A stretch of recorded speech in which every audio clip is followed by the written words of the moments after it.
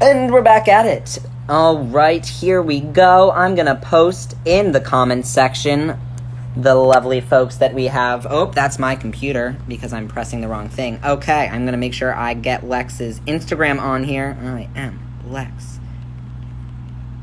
Oop, make sure we have no spelling mistakes. That is important. Alright.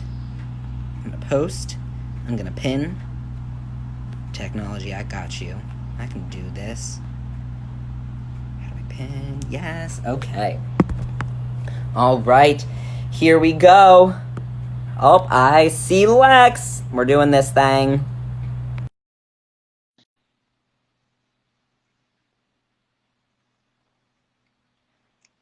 It's low.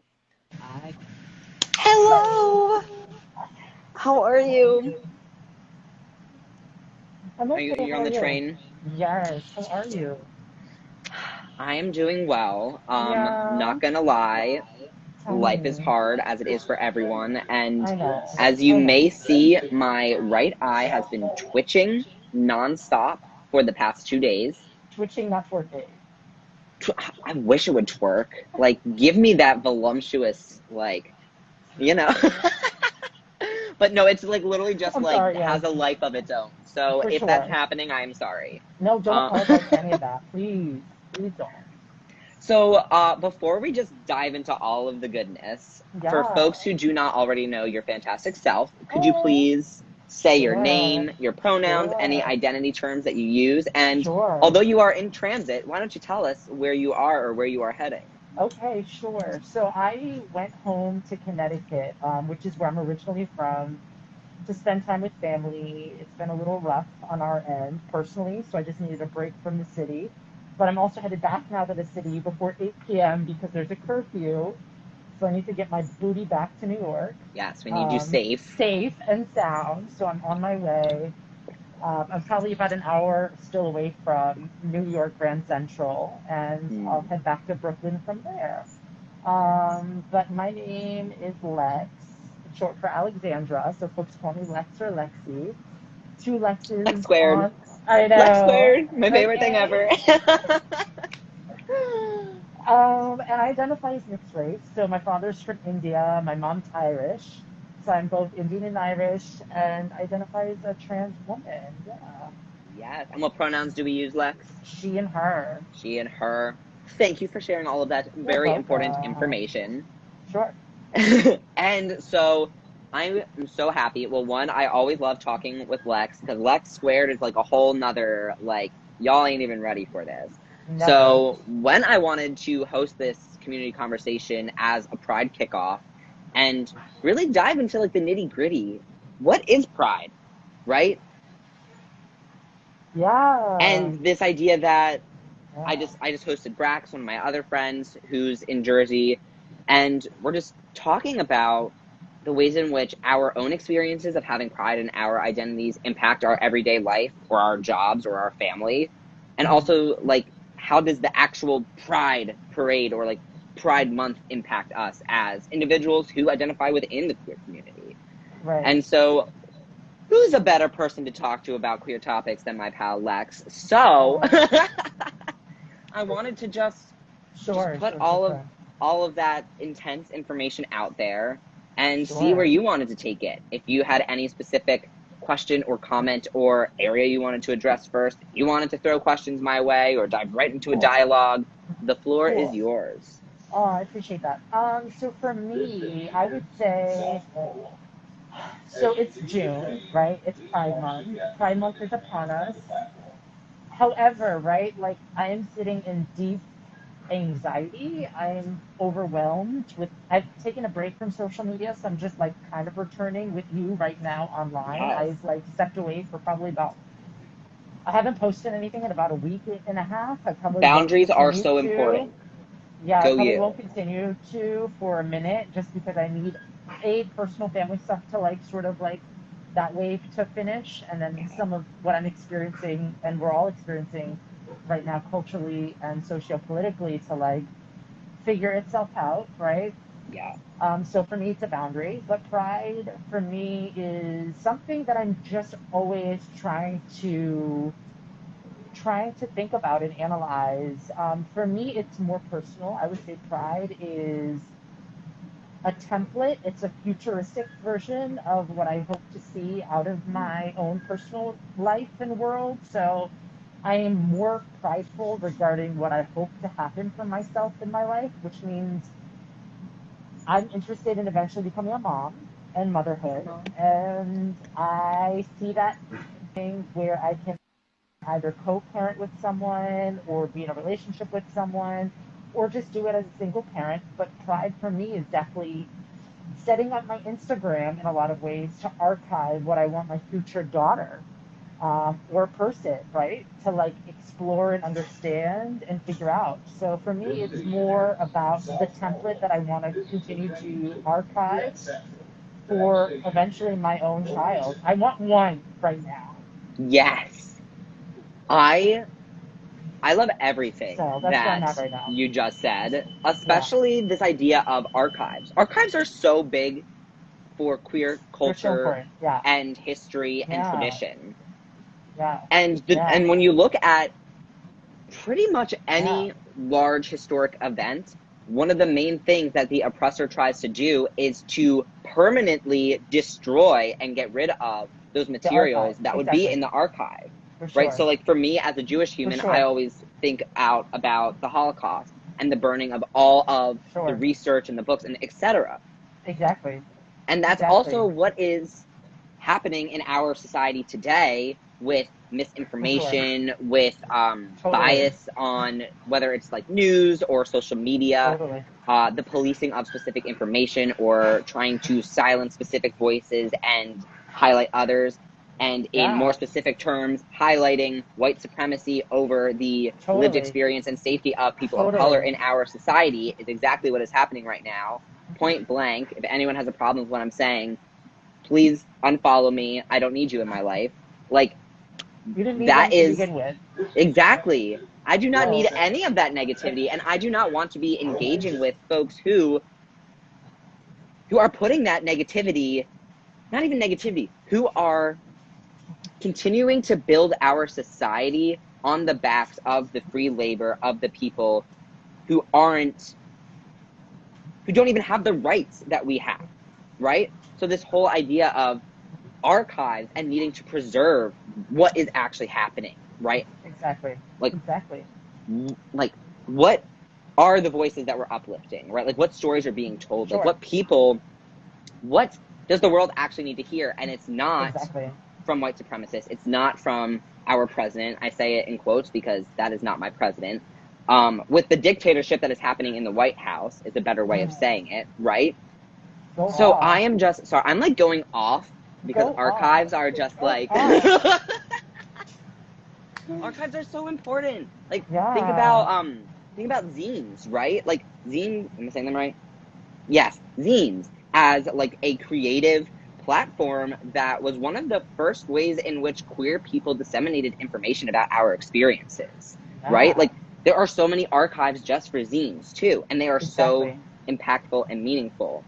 So to have exactly, that perspective of, yes, like this is a platform that I'm using for me, but also like I already know that this is a platform that is an archive of my experience and that I can use it for educational purposes with my own child or my own partner or my own chosen family. yeah. So beautiful. So that's where I'm at right now. It's actually something that was sparked in a conference that I presented at last June, so about a year from this month, with young folks, specifically trans, non binary, two spirit, intersex individuals in Queens. And it was a conference with the Gender and Family Project. And I was just there with a couple other folks, including Devin Norell, Yari Jones, and a couple other folks on a panel. It was a trans futures panel, which I loved. And what I talked about specifically on my end was just about what motherhood means to me, and how I'm learning also as a trans woman to mother myself because my Yes. mom can't support me in ways that I need. And I have to turn to other trans women to and their archive to understand what resources are available to me, especially during the month of Pride, where visibility is in a lot of ways it is an all-time high. for trans women who feel they can go out and about, which is a beautiful thing. But visibility won't save us, as we know, because part of that means more violence, more harm, especially for trans women of color, which is also something that, happened in Minnesota not too long ago. And highlighting Black trans femme voices, Black trans women voices, and knowing that right now it's setting up an archive for us to survive and using mechanisms of care to provide, support for folks. So for me right now, it's about, and icons that come to mind include Miss Major, who I met multiple times, but a couple of years ago, who's still in my life and is a trans elder of color and trans woman of color who I turn to in ways to access a collective memory. Because I think collective memory is really important, understanding that, trans folks can age and that, our life expectancy doesn't need to be 35, especially for trans women, especially trans women of color. So knowing that is like where my pride is. Knowing that there are ways to template a future that's possible for me and the generations that I expect to support moving forward. Yeah, for sure. So I think pride is, I'm trying to put it like into words. Pride for me is an archive. It's a covert template of ways to navigate the world by virtue of connecting with the people that matter the most. And for me, again, it's also, again, ways to figure out how to continue to mother myself in the process so I can figure out how to eventually care for someone that I want to raise myself. Yeah. So Wow. So I'm looking forward to figuring out what that means for me. I'm 26. I just turned 26 a couple of weeks ago. Happy belated. Okay. Okay. It was in quarantine, so it was like, okay, whatever. Quarantine D-Day. No. Always. And trying to figure out again, just like what that means for me. And I'm like thinking out loud right now, but again, Instagram as a template is an archive for that to be possible. Connecting with the right people for my own well-being and ensuring that pride is something that doesn't need to happen just once a month.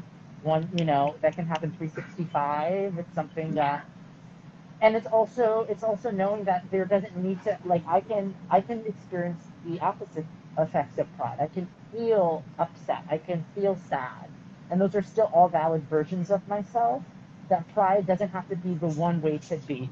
It doesn't always have to be prideful. Right now, I'm mourning so much. I feel like we're all mourning so much as a country.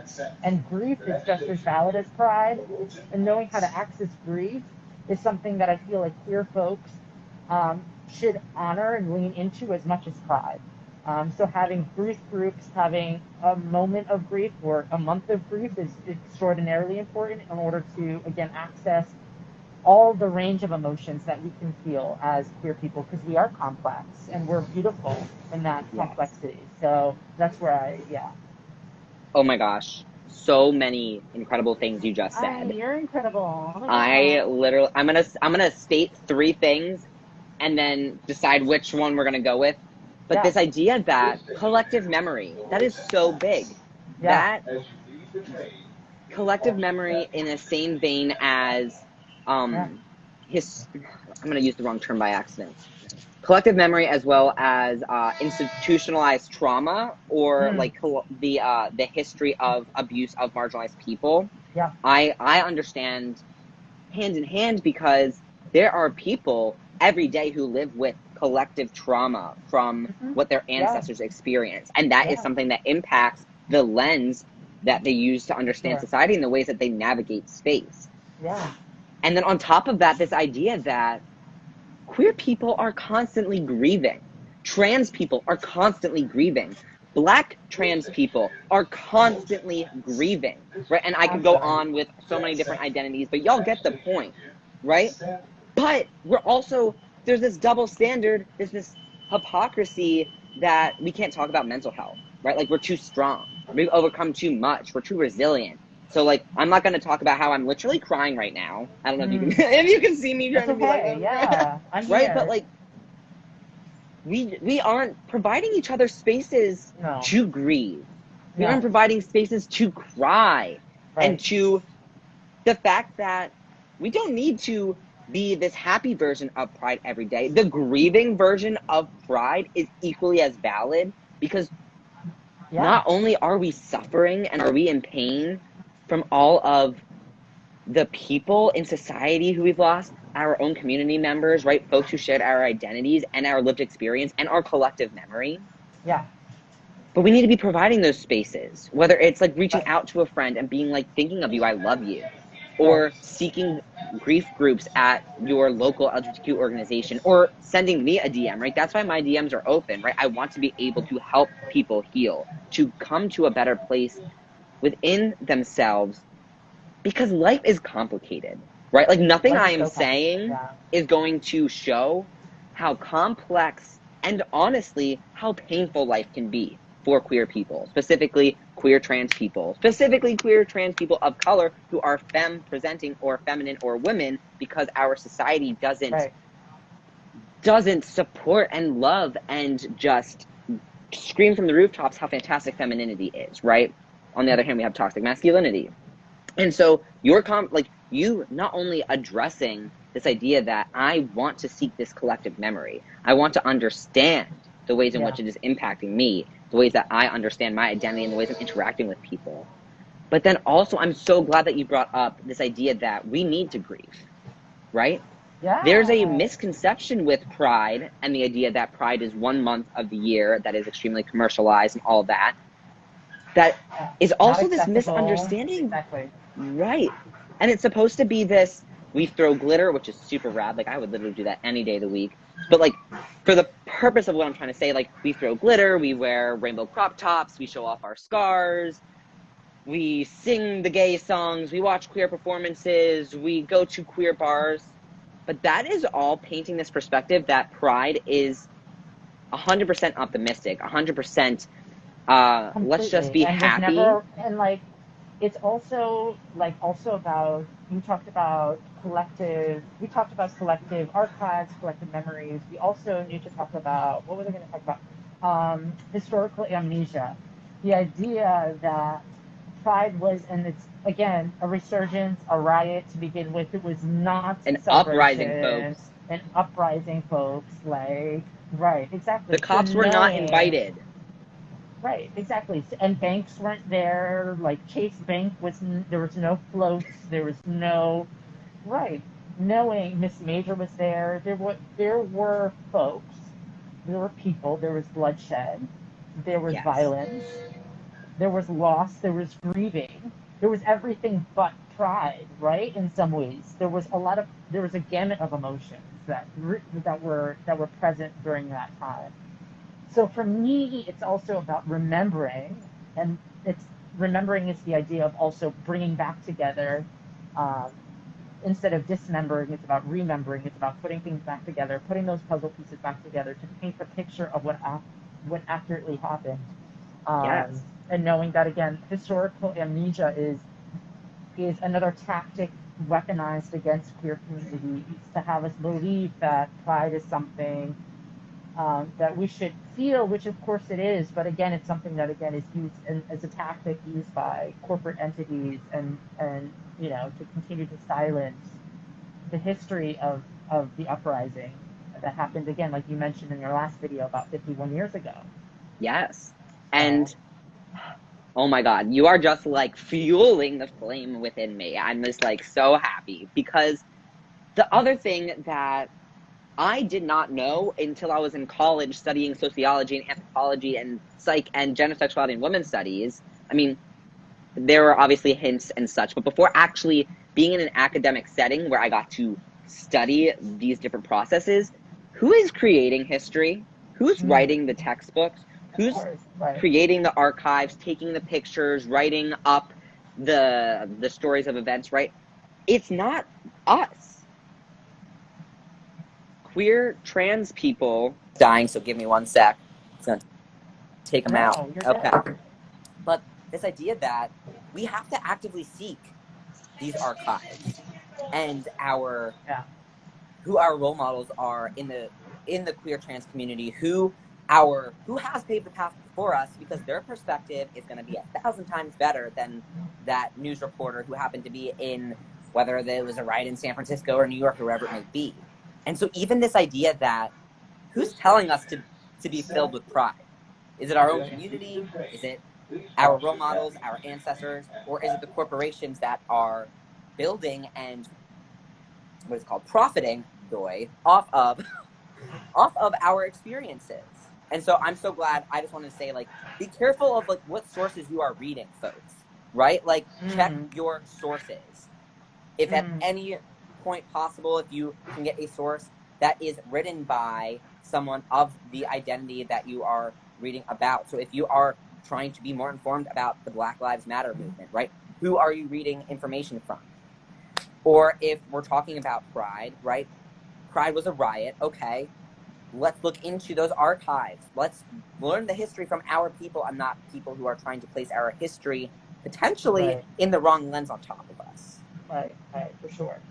No, I'm agreeing with everything you're saying. I think it's really important to have these topics, especially since Pride is looking a lot different this year than it has in years past, partly because we're still quarantining and we're not in proximity to each other, so there's a different level of communication and, again, templating that's happening right now with us trying to figure out how to still enjoy and also connect and be a part of a larger movement, especially when it's not about possibly getting close to one another.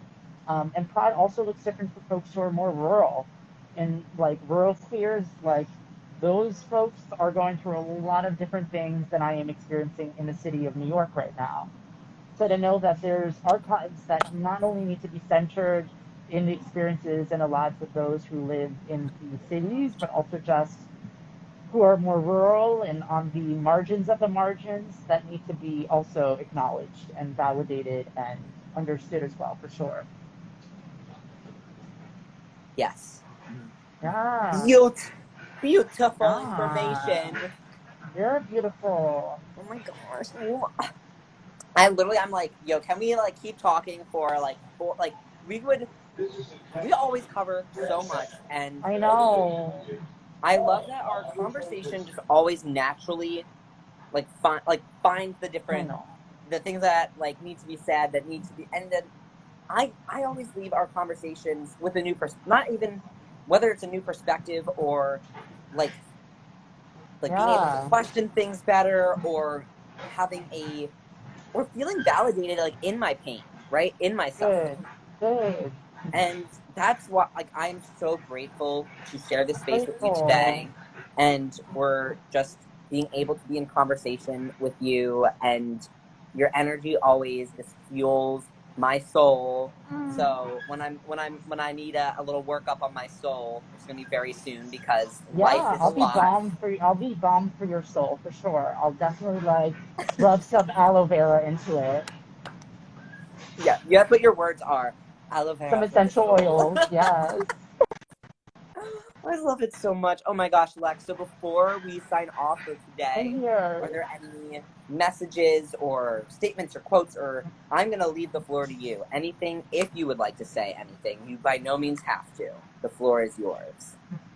How do I want to put it? That's a good thing. I don't know. I just want to make sure everyone's safe. I'm an empath, so I just want to also just speak to you for a moment. I mean, there's folks that are following and listening, but I just want to check in and vibe check and see if you're okay. I think you're in Pennsylvania still. I am. How are you? What is going on? Checking in. Yeah. Life, wow.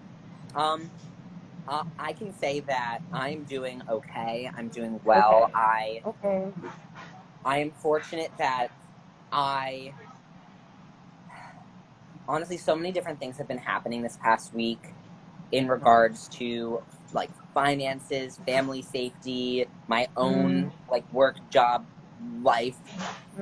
And so I can say that I am here and I'm willing to do the work.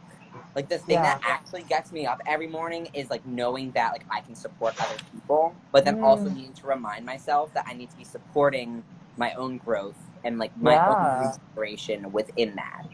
Yeah. And so I How am old are very you? fortunate. Was that? How old are you? How old do you think I am? Oh We're gonna do it. God. Ah! Wait, how Mm. old do you think I am? My soul is 94 years old. Like Yeah, we mine already know too. this. For year Yeah. two. Oh, But for sure. my body, I am 23 years young. Oh, yay. Okay. Cute. Yeah.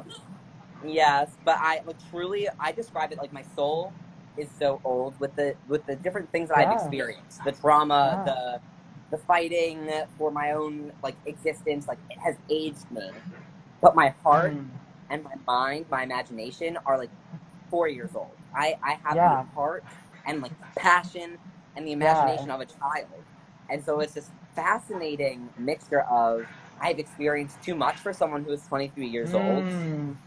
but I also have this That's beautiful real. ability that I do not take for granted to bounce back, to like use my negative experiences to create education, to create change, to hold facilitations, to engage with our community and do outreach.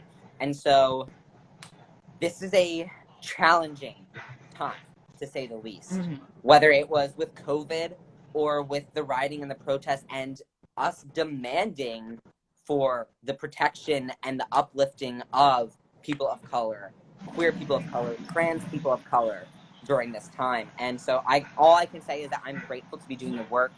I challenge everyone who is watching this that if you're doing the work too, take care of yourselves, right? We are important as well. In order for us to sustainably continue to do the work, right? As Brax was saying Yeah. before, this work, this is not like, oh, in a week the riots, the protests will be over. This is a marathon, people. This has been happening since America existed, and we need to keep fighting it. So take care of yourself so you have enough energy to continue to put in the work needed for this fight. Right. Totally. So, But thank you for so much. I'm gonna blow you a kiss. Ready? yes, I want it. Mwah. I took my mask off for you. Yes. You better stay safe, though. You better stay safe, Okay. though. Okay. But oh my gosh, Lex, it is always a pleasure. I love you so much, Aw. my I friend. love you too. And we will touch base soon. Absolutely. Take care. Love you, bud. Bye. So thank you so much to everyone who tuned in today. You got to see a community conversation with Lex, she, her pronouns, fantastic, amazing individual, and Brax, he, him pronouns. We were talking about what does pride actually mean? What does pride mean as an emotional experience that can be any or all days of the year? What is pride as an event that is supposedly only 1 month of the year? And what are ways in which pride, which has always been a protest, has always been an uprising, has always been an example of queer revolution, of queer resistance, of queer resilience, what does that look like given our current times?